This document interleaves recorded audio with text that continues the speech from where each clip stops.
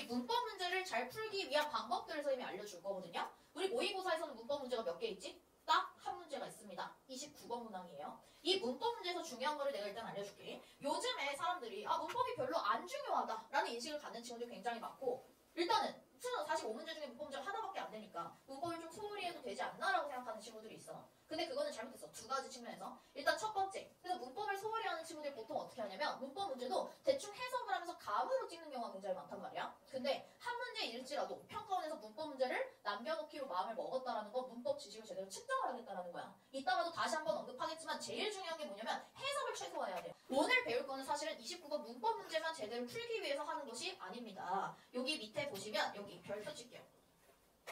문법은 29번 어법 문제뿐만 아니라 모든 독해 문제에서 정확한 해석을 위해서 중요하다. 오늘 수업을 들으면 여러분들이 놀랍게도 문법 문제뿐만 아니라 해석이 잘 되는 느낌을 받을 거거든. 일단 이게 왜 중요하냐. 문법 문제뿐만 아니라 해석을 위해 중요하다고 했는데 여러분들 이런 친구들이 있을 거야. 내가 해석을 막 열심히 했어. 근데 틀린 거야. 그래서 내가 해석을 읽어봤더니 내가 해석한 거랑 완전히 다른 내용인 거야. 그런 경우 있죠. 그쵸? 근데 내가 뭐 딱히 모른다고 했었던 것도 아니고 뭐 단어 찾아보면서 해도 틀리는 경우가 많단 말이야. 그런 경우가 보통 여러분들이 문법이나 구문이 안 돼서 그러는 경우가 굉장히 많아요. 어떻게 하는가? 내가 단어들만 보면서 키워드를 조합해서 내가 마음대로 해석을 하는 거야. 그러니까 뭐야? 실제 해석이랑 달라지는 거야.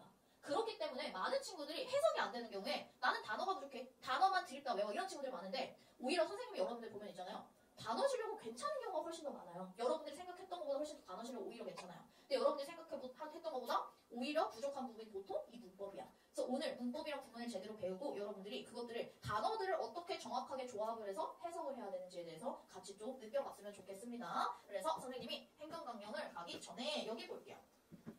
13개 문법이 있고 이것만 알면 끝이라고 되어 있어. 우리 수능에서 필요로 하는 문법 요소는 이렇게밖에 없어요. 사실 이렇게밖에 없다고 하기에는 13개 좀 많은데? 이런 생각 여러분 들 거야. 근데 한번 자세히 한번 봐봐. 얘들아. 자세하게 한번 봐봐. 못 들어봤거나 여러분들이 안 배워본 문법이 있어? 없죠? 그쵸? 여러분들 빠르면 초등학교 때부터 중학교 때부터 문법 열심히 배웠을 거고 또 내신하면서 문법 많이 나왔을 거란 말이야. 여러분들 솔직히 말하면 다 아는 문법이야. 적어도 들어보고 공부해봤던 문법이야. 그래서 선생님이 이걸 다뤄줄 건데 그럼 여러분들 어떻게 생각하냐면 나 이미 알고 있는데 분사, 투부정사, 수동태 다 알고 있는데 또 너무 쉬운데 이렇게 생각하는 친구들이 있어. 그럼 잘 생각해보자고. 여러분들이 거의 지금 고3이니까 여러분들이 진짜 빠르면 초등학교 때부터 진짜 막 6년 넘게 공부한 친구들도 있을 거고 적어도 중학교 1학년 때부터는 하기 때문에 5년 정도는 문법을 다 공부를 했을 거야. 근데 여러분들이 문법을 100% 안다고 생각이 들어요? 그렇지가 않죠. 문법 특강 많이 들었음에도 불구하고. 그게 왜 그런 거냐? 여러분들이 이 문법을 제대로 배우지 못했기 때문에. 사실 여러분들 탓은 아니야. 여러분들은 어떻게 하냐? 이 문법의 용어들 그리고 이거의 형태들을 아는 것만으로 여러분들이 그 문법을 안다라고 착각을 해. 그렇지만 이 문법들이 왜 등장을 했고 이것들이 정확하게 문장에 어떻게 적용되는지를 모르기 때문에 문제는 잘 안 풀리고 해석은 잘 안 되는 경우가 많아. 그러면 어법 행동 강령 먼저 보도록 하겠습니다. 일단은 정말 중요한 부분이 뭐냐면 듣기 중이야. 듣기 중. 이 어법 문제라는 거는 듣기 중에 풀어야 돼. 선생님이 왜 어법을 듣기 중에 풀어야 된다고 얘기를 할까? 우리 아까 앞에서 밑줄 그었던 부분이랑 관련이 되어 있어. 문법은 문법 지식을 물어보려고 하는 유형이야. 그게 목적이거든. 그래서 내가 뭐라 했어? 해석을 최소화하자고 했죠. 그쵸?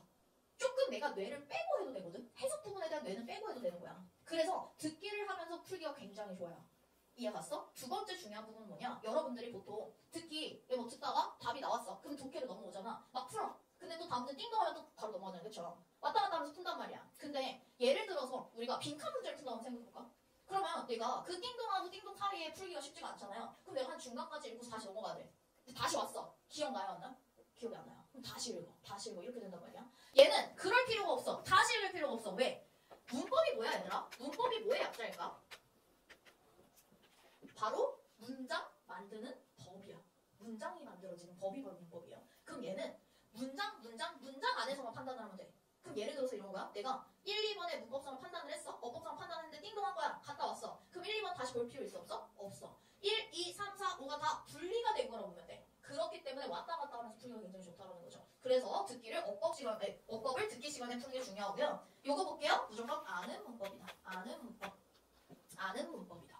선생님이 아까 그 13개 리스트 보여줬을 때 여러분들이 못 들어본 거 없었단 말이에요. 여러분들이 이제 문법에서 중요한 게 뭐냐면 이런 거야. 모든 시험에서 중요한 부분이 뭐라 해서 선생님이? 멘탈이라고 했죠.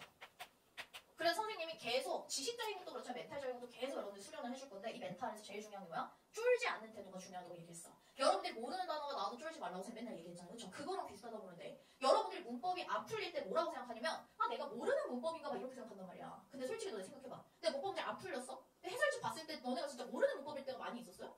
거의 없었을 텐데 여러분들이 아는 건데 안 보인 적이 굉장히 많았을 거란 말이야. 그쵸? 그래서 반대로 어떤 마인드로 여러분들이 문제를 봐야 되냐? 내가 분명히 아는 문법인데 안 보이는 거야 라고 하면 이상하게 보이기 시작해요.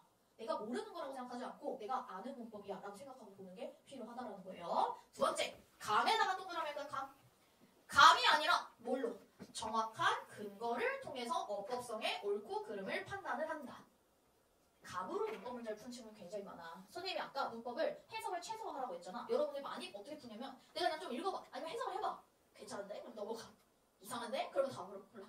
그렇게 해서 틀리는 경우가 굉장히 많아. 그렇게 하면 절대 안 되는 이유가 뭐냐면 지금 평가원이 어떻게 하려고 한다지 계속?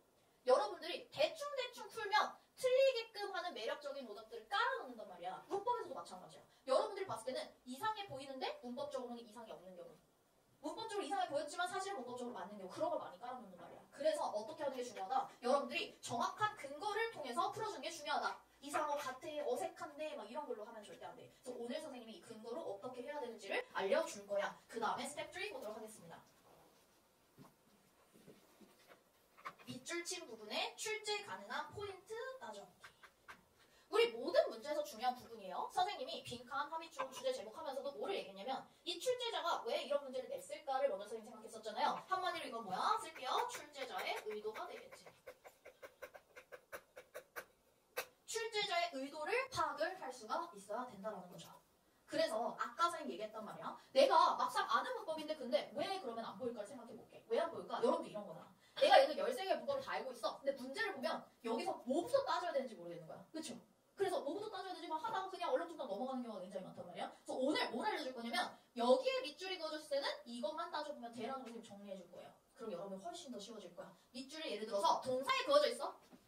그러면은 수일치, 능동, 수동, 동사 위치 맞는지 이런 거를 보면 돼라는 걸 선생님 정리를 해줄 거예요. 그러니까 여러분 중구난방으로 할 필요가 없게. 이해 갔습니까? 그래서 굉장히 중요한 게 뭐야? 밑줄에 뭐가 그어져 있느냐에 따라서 이 사람이 물어보고 싶은 게 정해져 있어. 그래서 그거를 따져주면 되는데 여기에서도 어떻게 하지 않는 게 중요한 거예요? 감으로 하지 않는 게 중요하다. 어떻게? 정확한 근거를 찾아 표시해서 어법성 판단 여기에다 별표. 오늘 계속 구문을 할 거거든요. 구문을 계속 보면서 문법성을 판단할 건데 여러분들 그게 왜 맞고 틀린지에 대해서 선생님이 표시를 하게 계속 시킬 거예요. 꼭 그걸 해줬으면 좋겠습니다. 그 다음에 여러분들이 유념해야 될 두 가지가 있습니다.